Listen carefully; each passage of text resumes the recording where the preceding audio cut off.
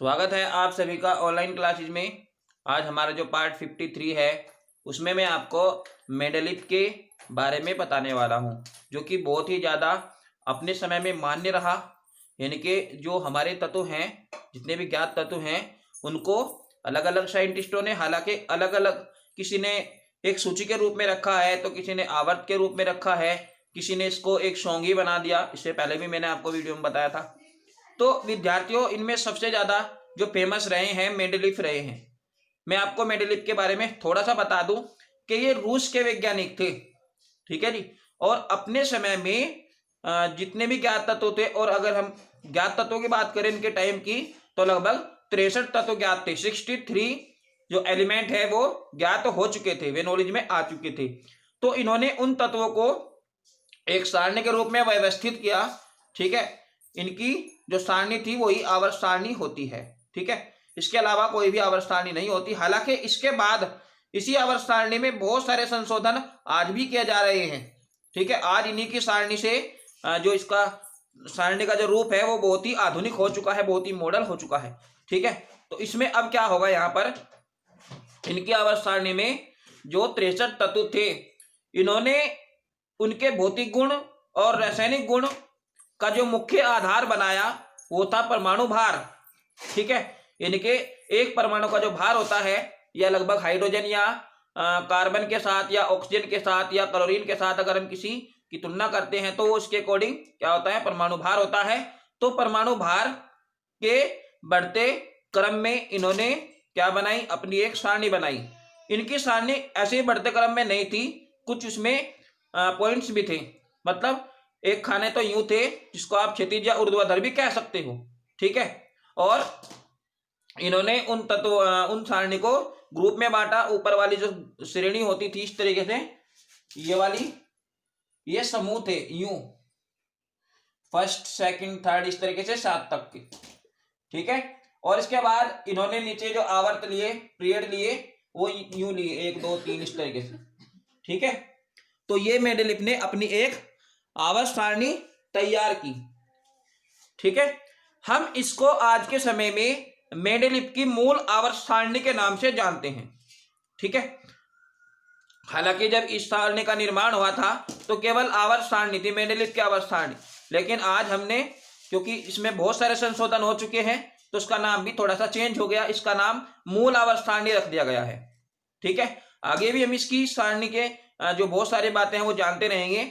और सबसे पहले जो इसकी परिभाषा है, जो इसका जो मेन उद्देश्य है इस आवर्त सारणी का, वो ये है कि किसी भी तत्व के भौतिक तथा रासायनिक गुण उनके परमाणु भारों के आवर्ती फलन होते हैं। याद रखिए, किसी भी तत्व के भौतिक तथा रासायनिक गुण उनके परमाणु भारों के आवर्ती फलन होते हैं। तो ये तो थी इसकी परिभाषा। अब बात करते हैं इसकी विशेषता, यानी कि इस आवर्त सारणी की क्या क्या जो विशेषता है, जो इसके गुण है वो क्या हो सकते हैं। कि विद्यार्थी, सबसे पहले यही कि इनकी आवर्त सारणी में जिसका परमाणु भार कम था उनको इन्होंने सबसे ऊपर, यानी कि पहले खाने में लिया, ठीक है। आप इसको खाना भी कह सकते हो या इसको ऊपरी भाग भी कह सकते हो। तो इसी तरीके से इन्होंने इनको सीरियल वाइज रखा। और इनकी सबसे मजेदार बात यह रही है कि भविष्य में खोज के जाने वाले तत्वों के लिए भी इन्होंने थोड़ा ध्यान दिया था। मतलब अपनी सारणी में कुछ स्थान ऐसे ही खाली छोड़ दिए थे कि भविष्य में किसी तत्व की खोज होगी तो वहां पर एडजस्ट हो जाएगा। तो सबसे महत्वपूर्ण इसकी विशेषता यही रही है, भाई तत्व अगर भविष्य में कोई तत्व खोजा जाता है तो उसको कहाँ रखा जाएगा। तो इन्होंने इसके लिए भी सोचा था, इसके लिए भी जगह नीचे बनाई थी, ठीक है। अब बात करते हैं जो उनके भौतिक गुण है, रासायनिक गुण है। ऐसे तत्व जिनके जो समान भौतिक गुण या रासायनिक गुण थे उनको एक साथ रखा गया है। इस बात पे भी उन्होंने बहुत ध्यान दिया है कि जो क्या है, समान गुणों वाले तत्व हैं उनको एक स्थान पर एक साथ रख दिया, ठीक है। अब मैं आपको बता दूं कि इस सारणी में कुछ कमियां भी रही है। कमियां मतलब जैसे कि हाइड्रोजन का स्थान, ठीक है। हाइड्रोजन के जो कुछ गुण हैं वो क्लोरीन परमाणु से भी, जो फ्लोरीन हैलोजन है उनसे भी मेल खाते हैं, और जो हमारा पहला समूह होता है उससे भी मेल खाते हैं। तो कंफ्यूजन ये था कि हाइड्रोजन को कहाँ कहाँ पर रखा जाए, यानी कि हाइड्रोजन की जो स्थिति थी वो स्पष्ट नहीं थी इनकी सारणी में। ठीक है, अब बात करते हैं इनकी जो अध्ययन करने का जो प्रक्रिया है। चूंकि जो परमाणु भार होता है वो एक बहुत बड़ी संख्या होती है, जैसे कि क्लोरीन की बात करें तो लगभग 35.5 के आसपास होता है। ठीक है, तो इसी तरीके से परमाणु भार को याद रखना एक बहुत ही कठिन कार्य स्टूडेंट्स लोगों को लगता था, यानी कि कोई ऐसी संख्या होनी चाहिए थी जिससे इसको हम तुरंत याद कर ले, जैसे कि 1 2 3 4 5 6 7, तो ऐसा नहीं था। ठीक है, बल्कि इसको याद करना बहुत ही कठिन कार्य था। हालांकि इन्होंने अपनी आवर्त सारणी में उपधातु, धातु, अधातु, ठीक है, इन्हीं सभी को अलग अलग रूप दिया था, लेकिन फिर भी इसमें ये क्या था, एक दोष था। ठीक है, अब मेंडेलिफ ने कुछ तत्वों को अपनी आवर्त सारणी में बिना उनके गुणों का अध्ययन किए ही छोड़ दिया।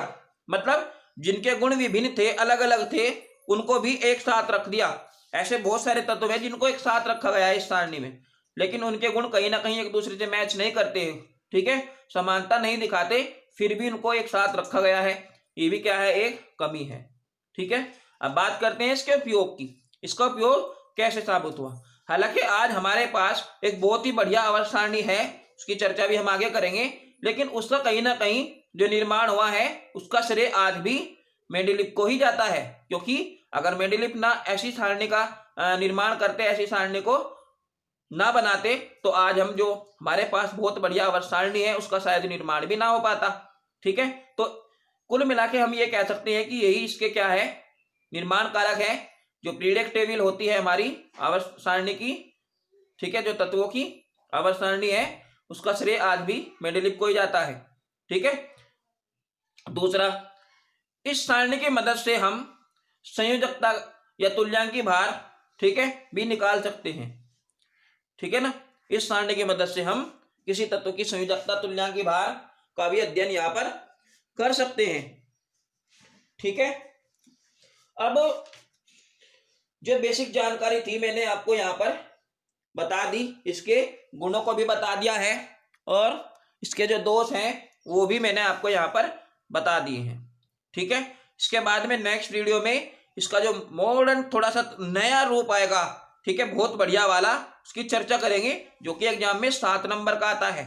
ठीक है, लेकिन उसको पढ़ने से पहले आपको यह भी देखना बहुत जरूरी है, क्योंकि जब तक हम किसी भी सारणी का, किसी भी पॉइंट का, टॉपिक का बेस नहीं जानेंगे, जब तक उसका मेन हमारी समझ में नहीं आएगा। तो आज की वीडियो में इतना ही, धन्यवाद।